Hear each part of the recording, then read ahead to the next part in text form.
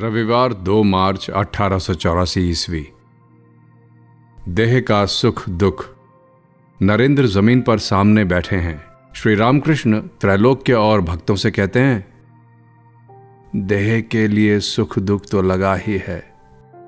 देखो ना, नरेंद्र के पिता का देहांत हो गया। घर वाले सब बड़ी तकलीफ पा रहे हैं, परंतु कोई उपाय नहीं हो रहा है। वे कभी सुख में रहते हैं, कभी दुख में। त्रैलोक्य कहते हैं, जी नरेंद्र पर ईश्वर की दया होगी। और कब होगी? काशी में अन्नपूर्णा के यहां कोई भूखा नहीं रहता, परंतु किसी किसी को शाम तक बैठा रहना पड़ता है। हृदय ने शंभू मलिक से कहा था, मुझे कुछ रुपए दो। शंभू मलिक अंग्रेजी मत का आदमी है। उसने कहा, तुम्हें क्यों रुपए दूं? तुम मेहनत करके उपार्जन कर सकते हो। तुम कुछ रोजगार तो करते ही हो। हां, बहुत गरीब कोई हो तो उसकी बात और है, अथवा अंधे लंगड़े लूले को कुछ देने से ठीक भी है। तब हृदय ने कहा, महाशय बस ये बात ना कहिएगा, मुझे रुपयों की जरूरत नहीं। ईश्वर करें मुझे अंधा लंगड़ा लूला या दरिद्र ना होना पड़े। ना अब आपके देने का काम है और ना मेरे लेने का। ईश्वर नरेंद्र पर अब भी दया नहीं करते, इस पर मानो अभिमान करके श्री रामकृष्ण ने यह बात कही। श्री रामकृष्ण नरेंद्र की ओर स्नेह की दृष्टि से देख रहे हैं। नरेंद्र कहते हैं, मैं नास्तिकवाद पढ़ रहा हूं। दो हैं, अस्ति और नास्ति। अस्ति को ही क्यों नहीं लेते? सुरेंद्र कहते हैं, ईश्वर तो बड़े न्यायी हैं, वे क्या भक्त की देखभाल न करेंगे? शास्त्रों में है, पूर्व जन्म में जो लोग दान आदि करते हैं उन्हीं को धन मिलता है। परंतु बात यह है कि संसार उनकी माया है। माया के राज्य में बड़ा गोलमोल है, कुछ समझ में नहीं आता। ईश्वर का काम कुछ समझा नहीं जाता। भीष्मदेव शरशैया पर लेटे हुए थे। पांडव उन्हें देखने गए, साथ में श्री कृष्ण भी थे। आए तो थोड़ी देर बाद उन्होंने देखा भीष्म रो रहे थे। पांडवों ने श्री कृष्ण से कहा, कृष्ण, ये बड़े आश्चर्य की बात है। पितामह अष्टवसुओं में से एक हैं, उनकी तरह ज्ञानी देखने में नहीं आते, परंतु ये भी मृत्यु के समय माया में पड़कर रो रहे हैं। श्री कृष्ण ने कहा, भीष्म इसलिए नहीं रो रहे हैं, इसका कारण उन्हीं से पूछो। पूछने पर भीष्म ने कहा, कृष्ण, ईश्वर के कार्य कुछ समझ न सका। मैं इसलिए रो रहा हूं कि जिनके साथ साथ साक्षात नारायण घूम रहे हैं, उन पांडवों की भी विपत्ति का अंत नहीं होता। ये बात जब मैं सोचता हूं तब यही निश्चय होता है कि उनके कार्य का कुछ भी अंश समझ में नहीं आ सकता। मुझे उन्होंने दिखलाया था जिन्हें वेदों में शुद्धात्मा कहा है। एक वही परमात्मा अटल सुमेरुवत निर्लिप्त तथा सुख और दुख से अलग हैं। उनकी माया के कार्यों में बड़ी जटिलता है। किसके बाद क्या होगा कुछ कहा नहीं जा सकता। सुरेंद्र कहते हैं, और पूर्व जन्म में कुछ दान आदि करने से इस जन्म में धन प्राप्त होता है, तो हमें दान आदि करना चाहिए। जिसके पास धन है उसे दान करना चाहिए। जय गोपाल सेन के धन है, उसे दान करना चाहिए। वो नहीं करता, ये उसके लिए निंदा की बात है। धन के रहने पर भी कोई कोई बड़े हिसाबी होते हैं, परंतु इसका क्या ठिकाना कि वह धन किसके हिस्से में पड़ जाएगा। अभी उस दिन जय गोपाल आया था। गाड़ी पर आया करता है। गाड़ी में फूटी लालटेन और घोड़े मरघट से लौटे हुए डरवान मेडिकल कॉलेज के अस्पताल का वापस आया हुआ मरीज, और यहाँ के लिए ले आता है 2 सड़े अनार। सब हंसने लगते हैं। सुरेंद्र कहते हैं, जय गोपाल बाबू ब्रह्म समाजी हैं। मेरी समझ में शायद केशव के संप्रदाय में अब कोई भी ढंग का आदमी नहीं रह गया है। विजय गोस्वामी, शिवनाथ तथा अन्य बाबुओं से मिलकर साधारण ब्रह्म समाज की स्थापना की है। गोविंद अधिकारी अपनी नाटक मंडली में अच्छा आदमी न रखता था, हिस्सा देने का भय जो था। सब हंसते हैं। उस दिन केशव के लिए एक शिष्य को मैंने देखा था। केशव के मकान में अभिनय हो रहा था। देखा वह लड़के को गोद में लेकर नाच रहा है। फिर सुना व्याख्यान भी देता है। खुद को कौन शिक्षा दे इसका पता नहीं। त्रैलोक्य अब गाने लगे। गाना जब समाप्त हो गया तब श्री रामकृष्ण ने उनसे अमाए दे मां पागल करे गाने के लिए कहा।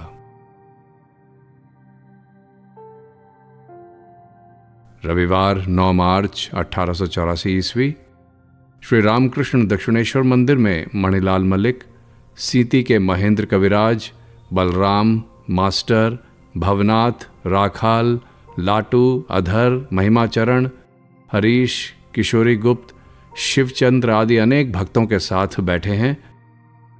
अभी तक गिरीश, काली, सुबोध आदि नहीं आए हैं। शरद तथा शशि ने केवल 2-1 बार ही दर्शन किया है। पूर्ण, छोटे नरेन आदि ने भी अभी तक उन्हें नहीं देखा है। श्री रामकृष्ण के हाथ में बैंडेज बंधा हुआ है। रेलिंग के किनारे गिरकर हाथ टूट गया था। उस समय भाव में विभोर हो गए थे। हाल ही में हाथ टूटा है। निरंतर पीड़ा बनी रहती है। परंतु इस स्थिति में भी वे प्रायः समाधिमग्न रहते हैं और भक्तों के साथ गंभीर तत्वों की बातें करते हैं।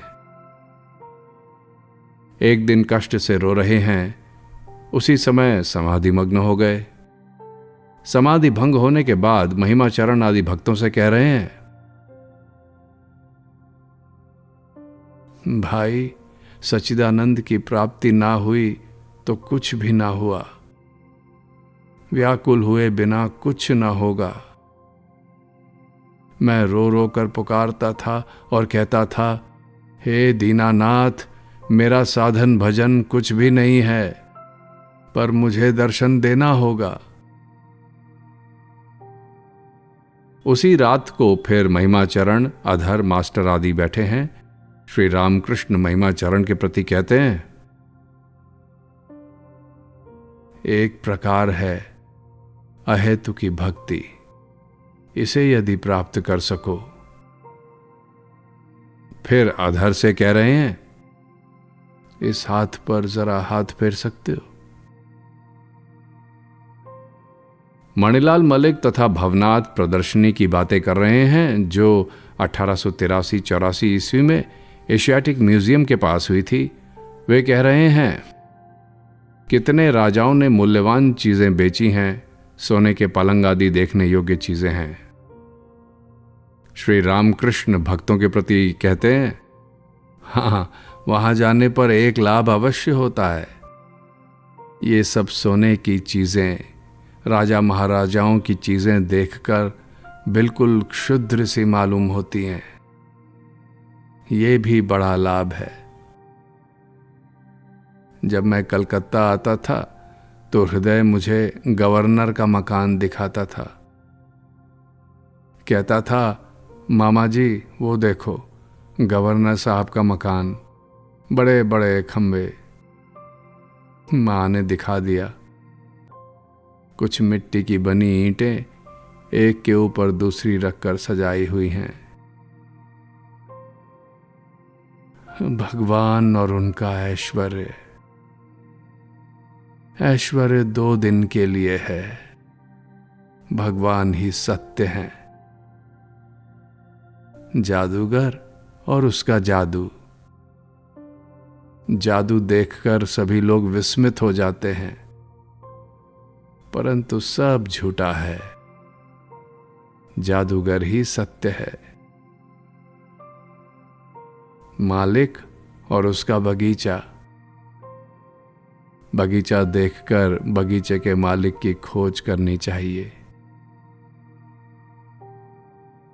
अब मणिमल्लिक श्री रामकृष्ण के प्रति कहते हैं, देखो प्रदर्शनी में कितनी बड़ी बिजली की बत्ती लगाई है।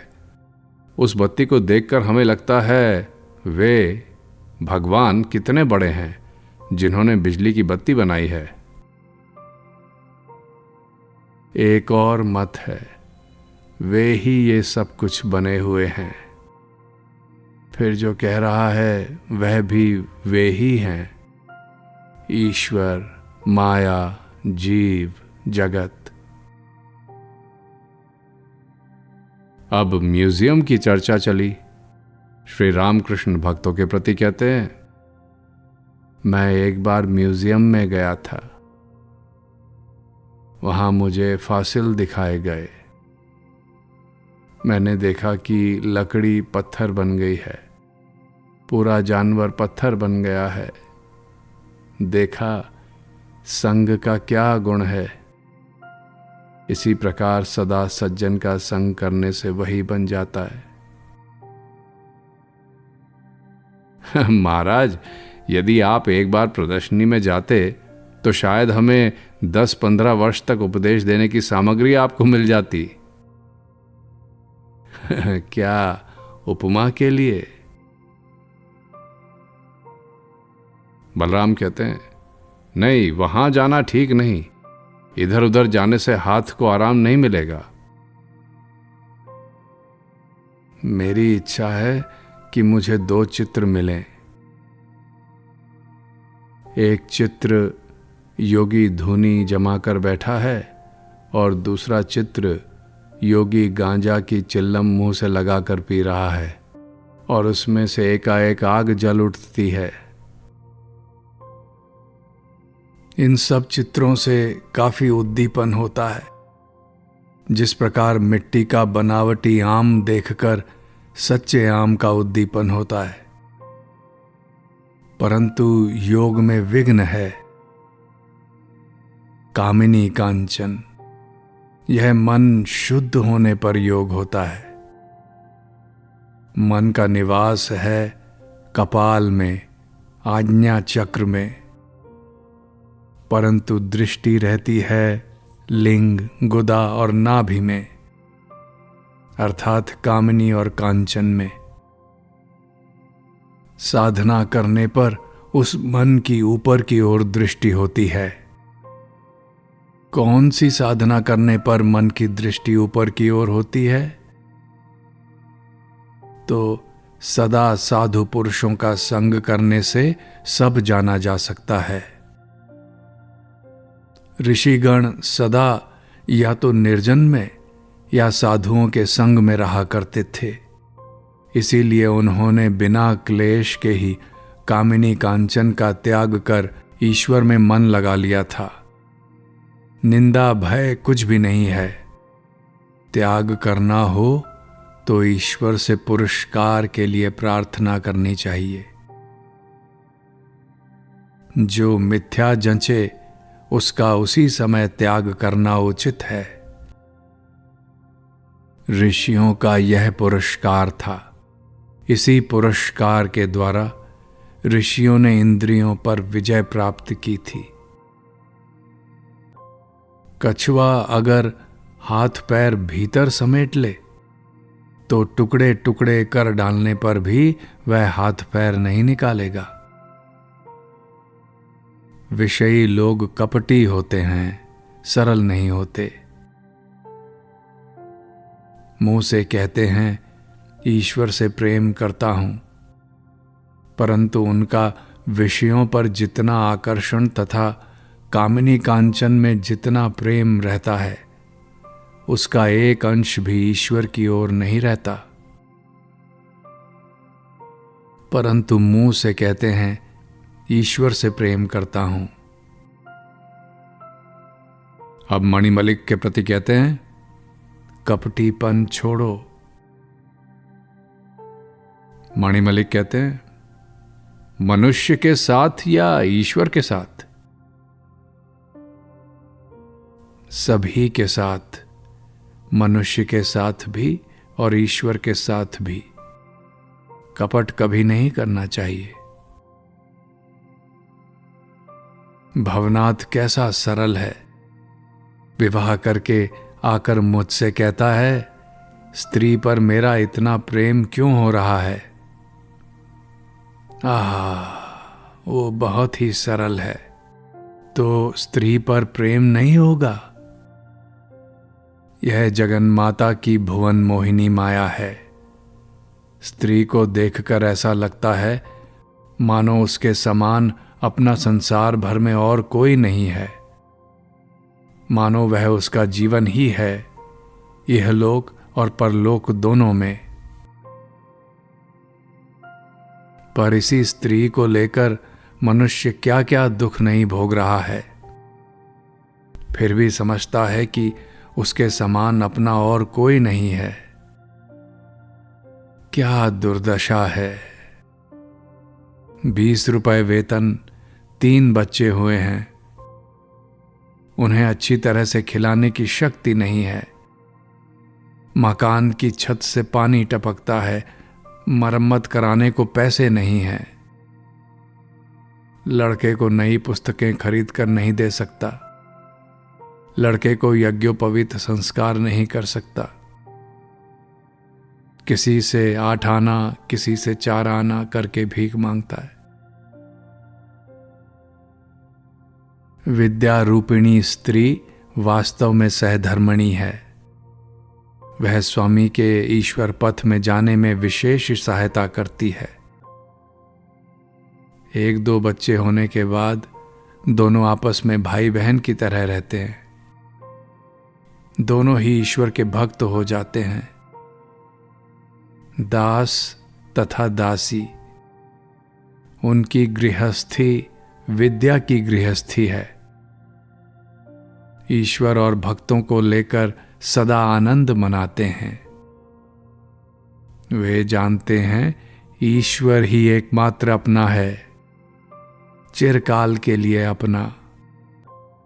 सुख में दुख में कभी उन्हें नहीं भूलते, जैसे पांडव। संसारियों का ईश्वर प्रेम क्षणिक है, जैसे तपाए हुए तवे पर जल पड़ा हो, छुन शब्द हुआ और उसके बाद ही सूख गया। संसारी लोगों का मन भोग की ओर रहता है, इसलिए वह अनुराग, वह व्याकुलता नहीं होती। एकादशी 3 प्रकार की होती है। प्रथम निर्जला एकादशी, जल तक नहीं पिया जाता। इसी प्रकार साधु पूर्ण त्यागी होते हैं, एकदम सब भोगों का त्याग। दूसरी एकादशी में दूध मिठाई खाई जाती है, मानो भक्त ने घर में मामूली भोग रखा है। तीसरी वह जिसमें हलवा पूरी खाई जाती है, खूब भरपेट खा रहा है, इधर रोटी दूध भी छोड़ रखी है कि बाद में खाएगा। लोग साधन भजन करते हैं, परंतु मन रहता है स्त्री तथा धन की ओर। मन भोग की ओर रहता है, इसीलिए साधन भजन ठीक नहीं होता। हाजरा यहां पर बहुत जप तप करता था, परंतु घर में स्त्री, बच्चे, जमीन आदि थी, इसलिए जप तप भी करता था और भीतरी भीतर दलाली भी करता था। इन सब लोगों की बातों की स्थिरता नहीं रहती। कभी कहता है मछली नहीं खाऊंगा और फिर खाता है। धन के लिए लोग क्या नहीं कर सकते। ब्राह्मणों से, साधुओं से कुली का काम ले सकते हैं। मेरे कमरे में कभी कभी संदेश मिठाई सड़ तक जाती थी, फिर भी मैं उसे संसारी लोगों को दे नहीं सकता था। दूसरों के शौच के लोटे का जल ले सकता था, परंतु ऐसे लोगों का तो लोटा भी नहीं छू सकता था। हाजरा धनवानों को देखने पर उन्हें अपने पास बुलाता था, बुलाकर लंबी लंबी बातें सुनाता था और उनसे कहता था, राखाल आदि जिन्हें देख रहे हो वे जप तप नहीं कर सकते, हो करके घूमते हैं। मैं जानता हूं कि यदि कोई पहाड़ की गुफा में रहता हो, देह पर भभूत मलता हो, उपवास करता हो, अनेक प्रकार के कठोर तप करता हो, परंतु भीतर भीतर उसका विषय की ओर मन रहता हो, कामिनी कांचन में मन रहता हो, तो उसे मैं धिक्कारता हूं। और जिसका कामिनी कांचन में मन नहीं होता है, खाता पीता और मस्त घूमता है, उसे धन्य कहता हूं। अब श्री रामकृष्ण मणिमल्लिक को दिखाकर कहते हैं, इनके घर में साधुओं के चित्र नहीं है। साधुओं के चित्र देखने पर ईश्वर का उद्दीपन होता है। हाँ, नंदिनी के कमरे में एक मेम का चित्र है। विश्वास रूपी पहाड़ को पकड़कर एक व्यक्ति है, नीचे गंभीर समुद्र है, विश्वास छोड़ने पर एकदम अतल जल में जा गिरेगा।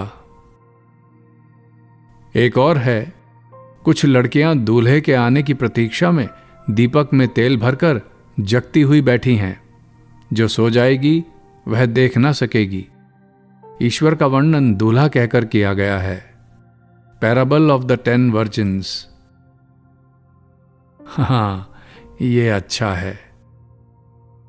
और भी चित्र हैं, विश्वास का वृक्ष या पाप और पुण्य के चित्र।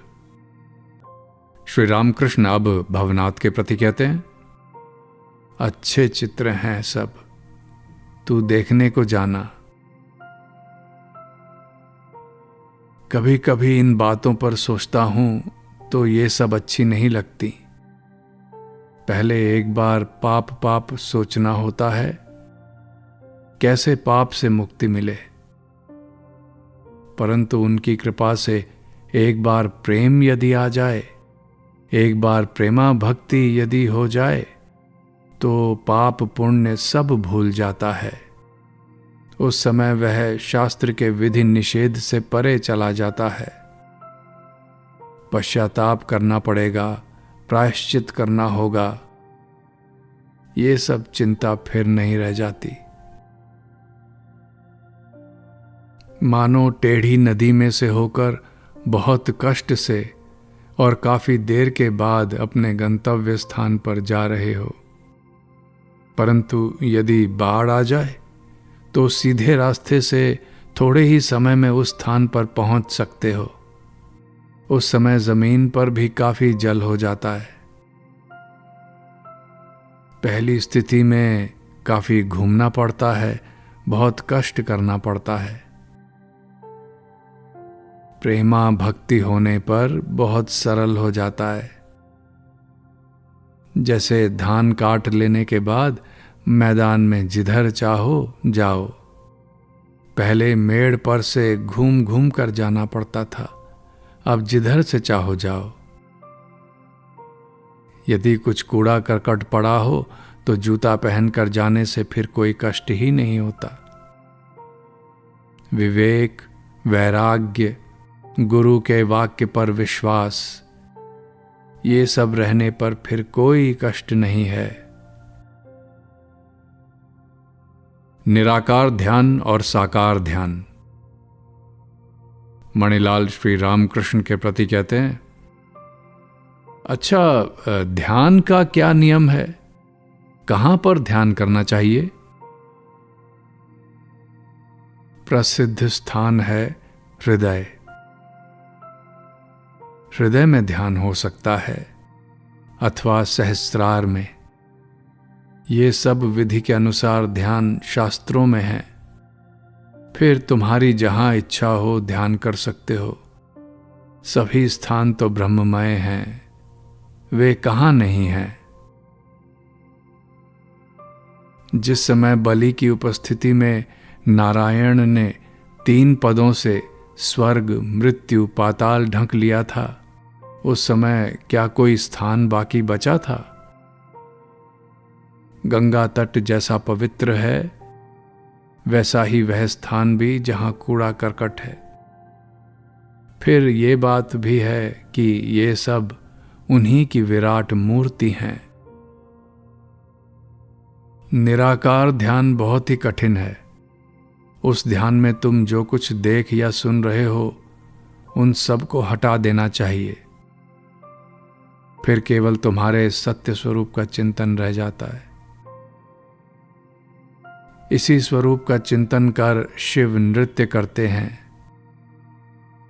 मैं क्या हूं, मैं क्या हूं कहकर नृत्य करते हैं।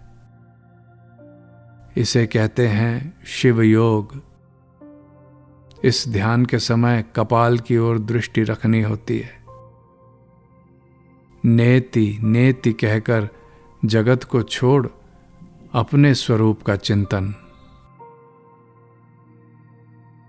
और एक है विष्णु योग। नासिका के अग्रभाग में दृष्टि, आधी भीतर आधी बाहर। साकार ध्यान में इसी प्रकार होता है। शिव कभी कभी साकार चिंतन करते हुए नाचते हैं, राम राम कहकर नाचते हैं।